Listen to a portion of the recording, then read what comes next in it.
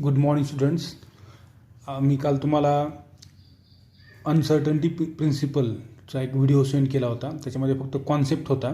त्याचा जो derivational part आहे तो आपण घेणार होतो. पण त्याच्या अगोदर अनसर्टन्टी प्रिन्सिपल पाहण्याच्या अगोदर आपल्याला फेज व्हेलॉसिटी आणि वेव्ह पॅकेट्स किंवा ग्रुप व्हेलॉसिटी जी आहे त्यासाठीचं एक्सप्रेशन किंवा त्या अगोदर आपल्याला क्लिअर असणं गरजेचं आहे. आणि तो पार्ट आपला राहिला होता ग्रुप व्हेलॉसिटीचा.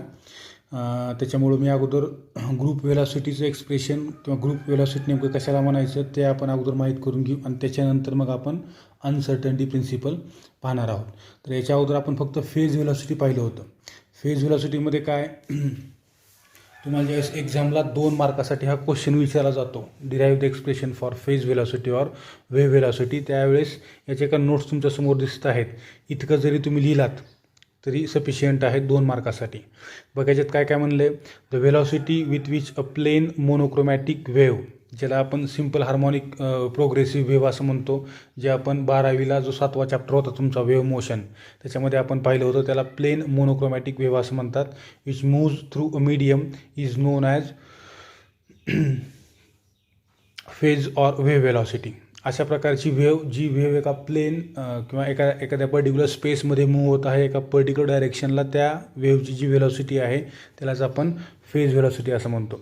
मग according to de Broglie hypothesis त्याने काय सांगितलं होतं, कुठलाही जो मूव्हिंग पार्टिकल आहे त्या मूव्हिंग पार्टिकलशी एक वेव्ह असोसिएट आहे, त्याला मॅटर वेव्ह असं म्हणतो किंवा त्यालाच आपण डी ब्रॉगली वेव्ह असं म्हणतो. आणि त्या वेव्हची वेव्हलेंथ त्यानं सांगितली होती lambda is equal to h/p किंवा h/m इंटू v या इक्वेशन थ्रू. बरोबर. याच्यामध्ये m म्हणजे त्या पार्टिकलचं मास आहे, v म्हणजे त्याची व्हेलॉसिटी आहे. मग according to mass energy relation काय सांगते आपल्याला की E is equal to mc².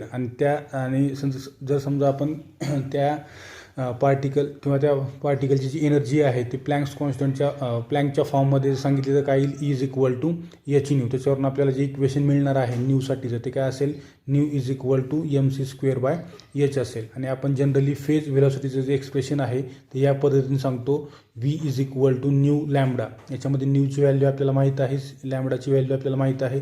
तर दोन्ही व्हॅल्यू आपण याच्यामध्ये पुटअप केल्या, h आणि h कॅन्सल होईल, m कॅन्सल होईल. जे इक्वेशन आलं ते काय आलं, फायनल इक्वेशन c²/v असं आलं. पण याच्यामध्ये डी ब्रॉगलीने सांगितलेलं हे जे कॉन्सेप्ट होता, हा कॉन्सेप्ट याच्यात काय सांगितलं होतं, कुठलाही एक मूव्हिंग पार्टिकल त्याच्याशी फक्त एकच म्हणजे सिंगल वेव्ह असोसिएट असते. काय म्हणलं मी परत एक वेळेस सांगतो, डी ब्रॉगलीनं काय सांगितलं होतं, कुठलाही जो मूव्हिंग पार्टिकल आहे एका सिंगल मूव्हिंग पार्टिकलसोबत सिंगल वेव्ह असोसिएट असते असं डी ब्रॉगलीनं सांगितलं होतं. पण अकॉर्डिंग टू त्याचे जे इक्वेशन आहे त्या इक्वेशननुसार जर बघितलं आपण या ठिकाणी, त्याचं जे इक्वेशन आलं आहे VP is equal to c²/v. VP म्हणजे काय, फेज व्हेलॉसिटी किंवा वेव्हची व्हेलॉसिटी आहे, v म्हणजे त्या मूव्हिंग पार्टिकलची व्हेलॉसिटी आहे आणि c² हा c काय आहे, स्पीड ऑफ लाईट आहे. समजा इथं आपण एक वेव्ह कन्सिडर केली, या वेव्हमध्ये हा पार्टिकल आहे आणि त्या पार्टिकलशी असोसिएट असणारी ही वेव्ह आहे. बरोबर आहे. या वेव्हला काहीतरी व्हेलॉसिटी आहे त्याला VP म्हणतो आपण, आणि पार्टिकलला पण काहीतरी व्हेलॉसिटी आहे त्याला आपण v असं नाव दिलं. बरोबर आहे. मग जर समजा आपण इथं आपल्याला माहीत आहे की according to Einstein special theory of relativity काय सांगते आपल्याला, कुठल्याही पार्टिकलचा स्पीड हा किंवा वेग हा प्रकाशाच्या वेगापेक्षा जास्त नसतो. कुठल्याही पार्टिकलची व्हेलॉसिटी ही कशी असते, स्पीड ऑफ लाईटपेक्षा कमी असते. बरोबर आहे. मग इथं आपण कन्सिडर केलं according to Einstein special theory of relativity v is less than c, म्हणजे कुठल्याही पार्टिकलचा स्पीड हा लाईटच्या स्पीडपेक्षा कमी आहे.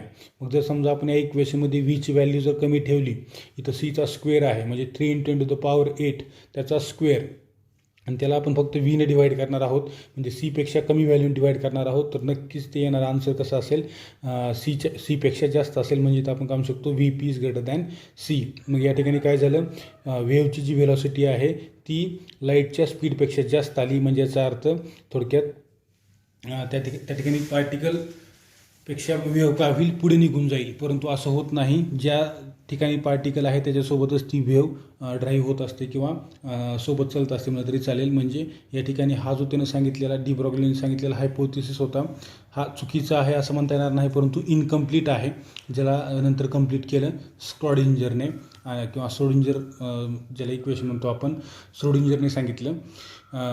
ते काय त्याच्यामध्ये कमी होती किंवा हे इक्वेशन का इनकम्प्लीट होतं, त्याच्यामध्ये कुठल्या कमी आहेत ते आपण आता या ग्रुप व्हेलॉसिटीमध्ये पाहणार आहोत. ग्रुप व्हेलॉसिटीचा जो कॉन्सेप्ट आहे तो श्रोडिंजरनं सांगितला, तो काय आहे ते आपण याच्यामध्ये आज स्टडी करणार आहोत.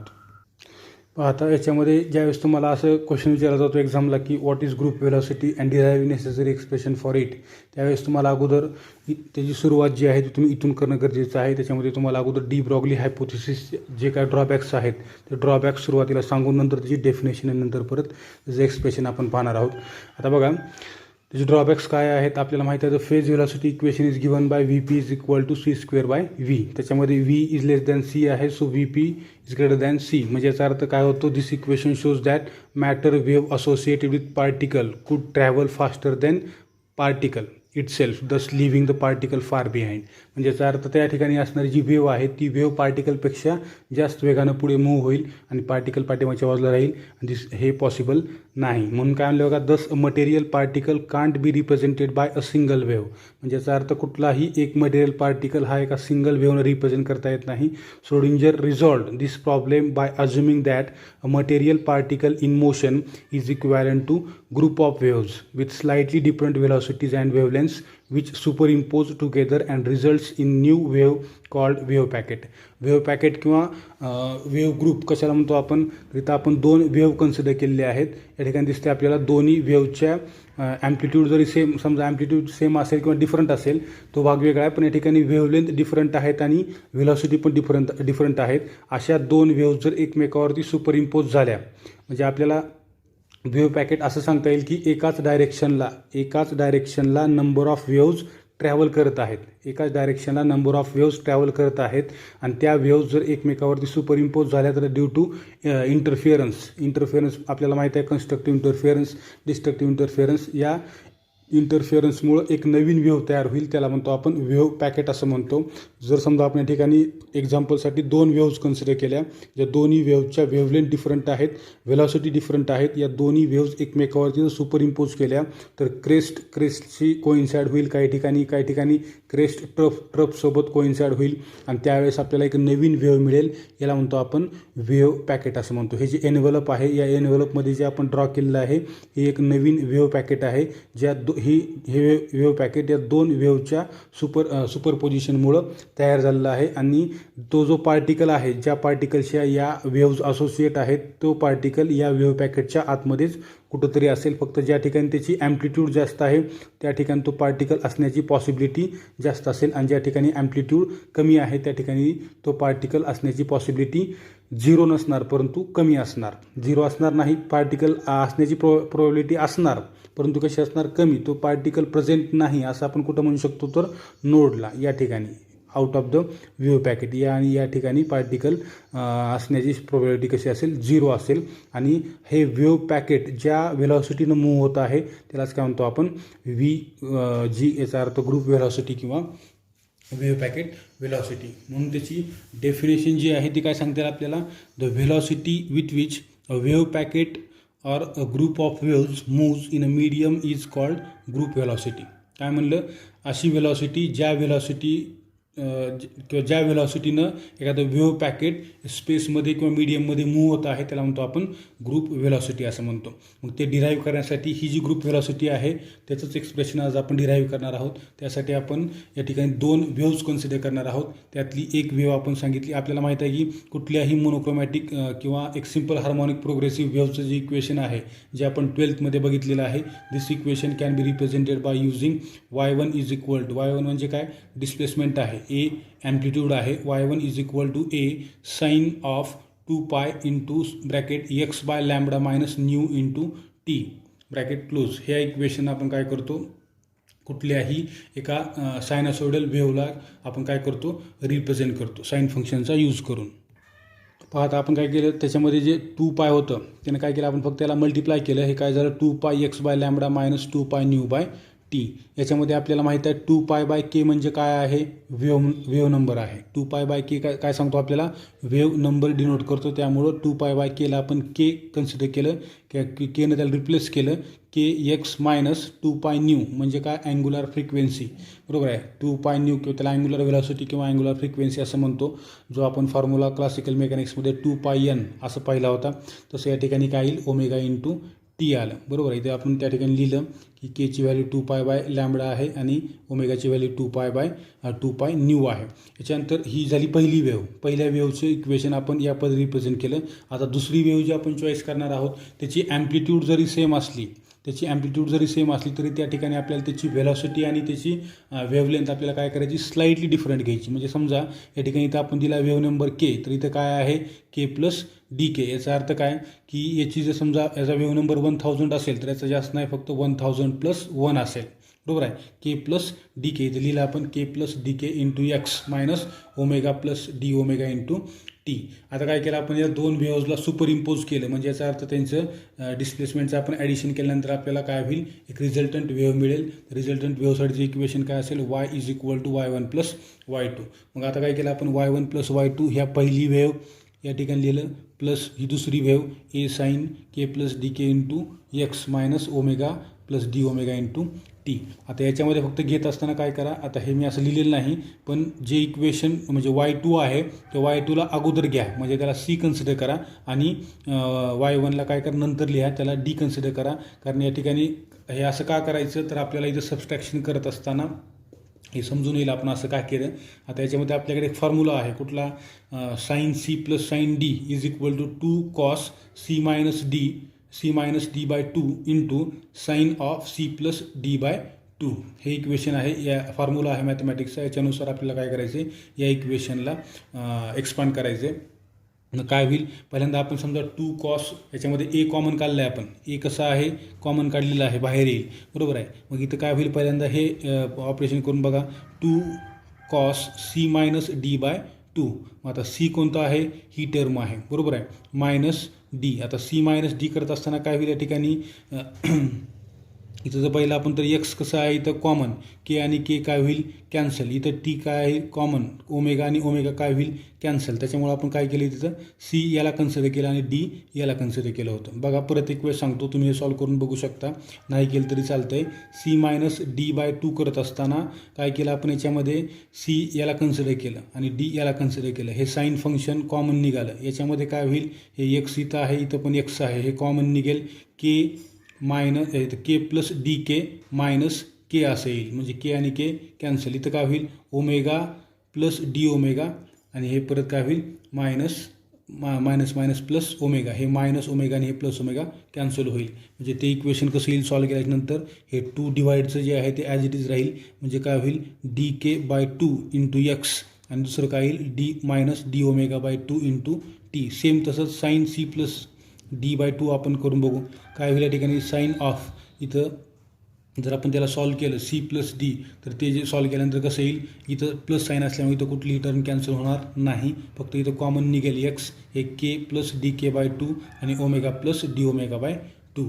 आता याच्यात जर पाहिलं आपण तर या इक्वेशनमध्ये आपण k+dk/2 ही जी टर्म आहे त्याला आपण के कन्सिडर करू शकतो. का बरं, कारण मी तुम्हाला सुरुवातीलाच काय सांगितलं आहे की हा जो वेव्ह नंबर आहे, हा वेव्ह नंबर दुसऱ्या वेव्हचा कसा आहे, स्लाइटली डिफरंट आहे पहिल्यापेक्षा. पहिला जर 1000 असेल, दुसरा किती आहे 1001 आहे, त्याच्यामुळं हे 1/2 काय येईल, आणखीनच लहान येईल. त्याच्यामुळं या ठिकाणी dk/2 ही टर्म आपण ठेवली किंवा काढून टाकली तर काही फरक पडत नाही. त्याच्यामुळं k+dk/2 ला आपण के कन्सिडर केलं, आणि दुसरी गोष्ट ω+d ω/2 आपण ओमेगा कन्सिडर केलं.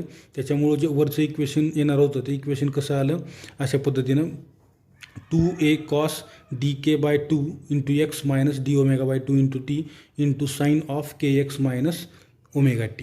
कारण आपण तिथं काय केलं, याला के कन्सिडर केलं आणि याला ओमेगा कन्सिडर केलं. फक्त या ठिकाणी dk/2 d ω/2 ला आपण निग्लेक्ट करू शकत नाही, कारण या ठिकाणी dk/2 ला कंपॅरिझनमध्ये के होता आणि इथं d ω/2 ला कंपॅरिझनमध्ये ओमेगा होता. त्याच्यामुळं आपण इथं ॲडिशन असल्यामुळं याला आपण कॅन्सल केलं, पण इथं तसं ॲडिशन वगैरे नाही, हे इंडिव्हिज्युअल आहेत, त्याच्यामुळं ते ॲज इट इज राहील.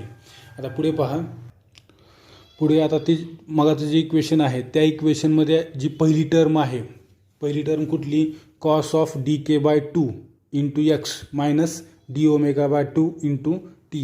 याला ही टर्म काय रिप्रेझेंट करते, किंवा this term determines how wave packet is moving, that is group velocity. त्या वेव्ह पॅकेटची व्हेलॉसिटी काय आहे ती रिप्रेझेंट करणारी कुठली टर्म आहे, पहिली टर्म, बरोबर आहे.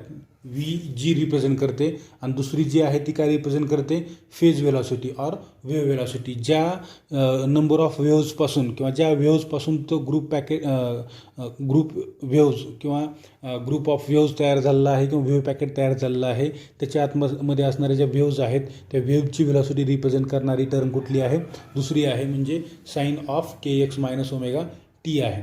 आता बघा आपल्याला माहिती आहे स्पीड ऑफ वेव्हचं इक्वेशन जे आपण सर्वात सुरुवातीला पाहिलं होतं v is equal to nu lambda आहे. याला फक्त आपण काय केलं, रिअरेंज केलं 2π/2πने त्याला आपण काय केलं, मल्टिप्लाय केलं. तर या इक्वेशनमध्ये कुठल्याही प्रकार चेंज होणार नाही. मग आता याला मी काय करतो, याला आपण सेपरेट करून लिहू. हे 2π न्यू एका ब्रॅकेटमध्ये घेतलं आणि लॅम्बडा डिवायडेड बाय 2π दुसऱ्या ब्रॅकेटमध्ये घेतलं आपण, बरोबर आहे. मग आपल्याला माहिती आहे 2π न्यू म्हणजे काय आहे, अँग्युलर फ्रिक्वेन्सी आणि के इज इक्वल टू काय आहे, वेव्ह नंबर 2π/ω. मग 1/k काय येईल, 1/k काय येईल, लॅम्बडा अपॉन 2π. त्याच्यामुळे इथे इक्वेशन काय आलं, V is equal to ω/k. तर हे झालं तुमचं फेज व्हेलॉसिटीचं इक्वेशन. आणि मग असंच आपण इक्वेशन ग्रुप व्हेलॉसिटीचं काढू शकतो या पहिल्या टर्मवरून. पहिल्या टर्ममध्ये एक्सचा कोइफिशियंट काय आहे, dk/2 आणि टीचा कोइफिशियंट काय आहे, dω/2. जसं आपण इथं बघितलं या सेकंड टर्ममध्ये टीचा कोइफिशियंट ओमेगा तो इथं आला आणि इथं एक्सचा कोइफिशियंट के तो इथं आला. सिमिलरली आपण जर हे कम्पेअर केलं तर या ठिकाणी काय होईल, इथं v G is equal to टीचा कोइफिशियंट dω/2 डिवायडेड बाय एक्सचा कोइफिशियंट dk/2. 2 आणि 2 कॅन्सल होईल. म्हणजे काय आलं या ठिकाणी, V G is equal to change in angular frequency divide by change in wave number dω/dk. हे तुमचं काय आहे, this is the expression for group velocity. ठीक आहे, या ठिकाणी थांबू आपण आणि नेक्स्ट व्हिडिओमध्ये नंतर मग आपण अनसर्टन्टी प्रिन्सिपल जो आपला राहिलेला आहे तो आपण पार्ट घेऊ. मग आपला हा चॅप्टर संपून जातो. त्याच्यानंतर आपला जो दुसरा पेपर आहे पेपर 13, त्याच्यामध्ये मी तुम्हाला सांगितलं होतं की 3 पेपर आहेत, सॉलिड स्टेट फिजिक्स SSP, त्याच्यानंतर सोलार एनर्जी आणि तिसरा आहे ॲस्ट्रोफिजिक्स. याच्यामध्ये सॉलिड स्टेट फिजिक्स हा देखील इंटरेस्टिंग पेपर आहे. परंतु जर आपण इकडं कंपॅरिझन केलं तुमचं सिलेबसचं, क्वांटम मेकॅनिक्स हा थोडा हेवी पेपर आहे म्हणलं तरी चालेल. त्यासोबत हा एकदम तुम्हाला दुसरा जो पेपर आहे तो एकदम सोपा असणारा पाहिजे. त्याच्यामुळं आपण सोलार एनर्जी घेणार आहोत. ठीक आहे, दुसरा जो आपला इलेक्टिव्ह पेपर आहे तो आहे सोलार एनर्जी. तो तुम्ही एक वेळेस जरी त्याचं समजा वाचलात थिअरॉटिकल इन्फॉर्मेशन तरी तुम्ही एक्झाममध्ये ते लिहू शकता, एवढा तो पेपर सोपा आहे. त्याच्यामुळं क्वांटम मेकॅनिक्स सारख्या हार्ड पेपरसोबत आपल्याला तो एक सोलार एनर्जी पेपर घेणं सोपं राहील. ठीक आहे, तर आपण हा चॅप्टर संपल्याच्यानंतर सोलार एनर्जीचा पहिला चॅप्टर स्टार्ट करणार आहोत. या ठिकाणी थांबू आपण. थँक्यू.